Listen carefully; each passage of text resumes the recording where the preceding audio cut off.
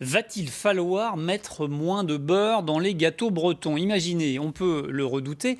Nous vous proposons d'entendre le témoignage de la patronne d'une biscuiterie finistérienne, déjà confrontée à la hausse des prix de l'énergie. Ces recettes intègrent toutes des ingrédients qui ont aussi augmenté. Un changement de méthode est sur la table. Morgane Tréguet, Valérian Morzadec. Galettes, palais breton, gâteaux au beurre. Depuis 1950, les produits Le Goff ont traversé les époques, mais jamais la société n'a accumulé autant de crises en si peu de temps. Sa directrice fait ce constat amer au quotidien, tous ses postes de dépenses ont flambé jusqu'à des niveaux jamais atteints. Pour produire ce gâteau, il nous faut de la farine, du sucre, des œufs, du jaune d'œuf pour la dorure, du beurre et puis du fourrage pruneau. C'est très simple, en 2020, tout ça avec l'énergie pour alimenter le four et tout, ça coûtait 68 centimes.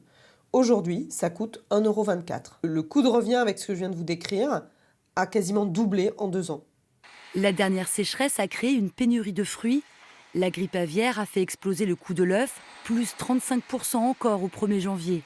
Sans oublier les conséquences du Covid et de la guerre en Ukraine, avec l'inflation du prix des matières premières et de l'énergie. Alors, comment répercuter ces hausses face à son acheteur principal, la grande distribution, qui veut toujours tirer les prix vers le bas ? Même si la distribution acceptait d'un coup très vite de répercuter l'ensemble des coûts que l'on se prend, si on ne fait pas nous aussi des efforts d'imagination pour adapter la recette, le produit sera plus consommé. Pour conserver ses 45 salariés et maintenir son activité, elle ne voit qu'une solution, changer les recettes en réduisant les proportions des ingrédients les plus chers. Je ne crois pas que les matières nobles, que sont le beurre, les œufs, le sucre, rediminuent un jour. Tout simplement parce que pour des raisons climatiques, il y en aura moins. Donc ça veut dire qu'il va falloir qu'on consomme différemment. Et nous, ça voudra dire de faire les recettes différemment aussi. Et peut-être d'arrêter certains produits. Comme dans d'autres secteurs industriels, certaines lignes de production pourraient être interrompues.